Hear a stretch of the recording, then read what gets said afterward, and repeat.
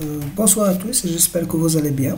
Dans cette vidéo, on va traiter un exercice sur les vecteurs. Donc ici, on vous demande d'écrire un programme Pascal qui permet de calculer et afficher la somme des éléments divisés par 5 et divisé par 6 dans un vecteur V de taille n et de type entier.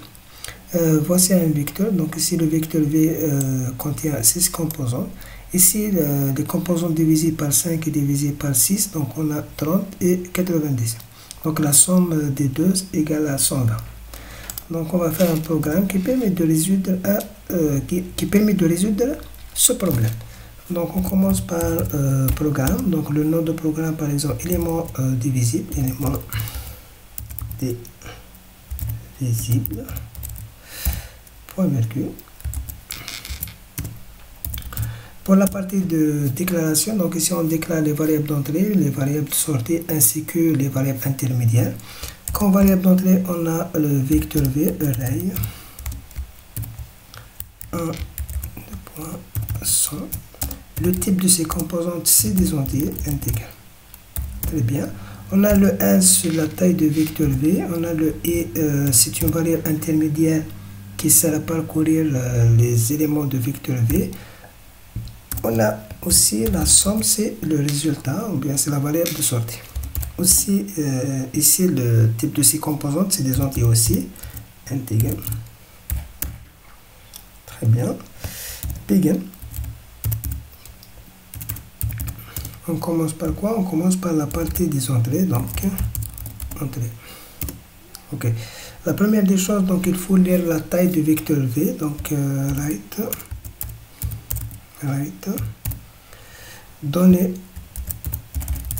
la taille du vecteur V. Ok, donc il faut lire N. N c'est la taille du vecteur V, donc read N. Très bien. Donc maintenant il faut introduire les composantes du vecteur V, donc write ln. Ln c'est pour sauter la ligne. Donner les composantes du vecteur V.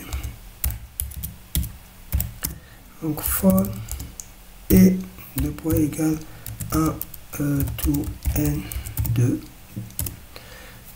do. Donc ici il faut lire les composants, donc read V de E. Voilà, donc ça, concernant la partie des entrées, on passe maintenant à la partie de traitement. Donc, traitement. Voilà. Donc ici, on commence par l'initialisation de la somme à 0, la somme de point égal à 0.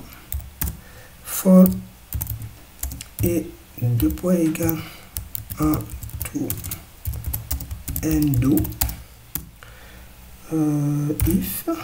Maintenant, on doit tester si les composantes divisées par 5 et divisées par 6. Donc, if v de e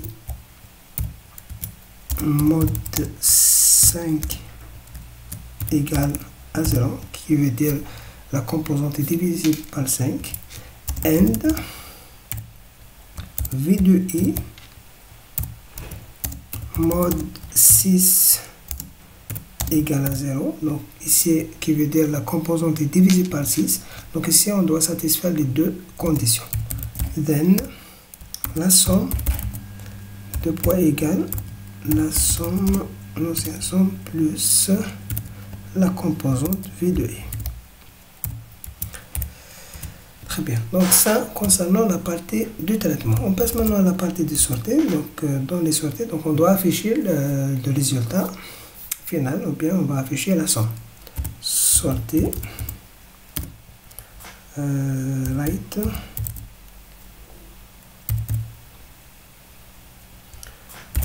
la somme des éléments divisibles par 5 et divisible par 6 et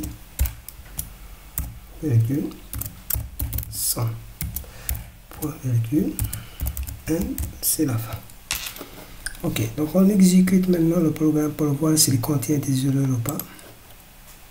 Apparemment, le programme ne contient pas d'erreur. Donc ici, il nous demande d'introduire la taille de vecteur V. Donc ici, d'après l'exemple, la taille de vecteur V est égale à 6. Donc je peux mettre ici 6. Ok. Je ne sais pas, c'est quoi. Je réexécute. Donc 6. Ok. Ici, donner les composantes du vecteur V. Donc ici, on a 6 composants. Donc 1, 7, 30, 5, 90 et 8. Toujours il y a une erreur. Donc c'est quoi? Aucune idée. Donc 6. Donc, attention ici. Okay. Exécuter. Ok. 6. Ok. Donc on a 1, 7, 30, 5, 90 et 8. Okay. Donc la somme des éléments divisé par 5 et divisé par 6 égale 120. Ok, donc ici on a 90 divisé par 5 et divisé par 6. Et on a aussi 30, il est divisé par 5 et divisé par 6 aussi. Donc la somme des deux, ça donne 120. Donc le résultat est juste. Voilà, donc je vous remercie pour votre attention et je vous donne rendez-vous dans la prochaine vidéo.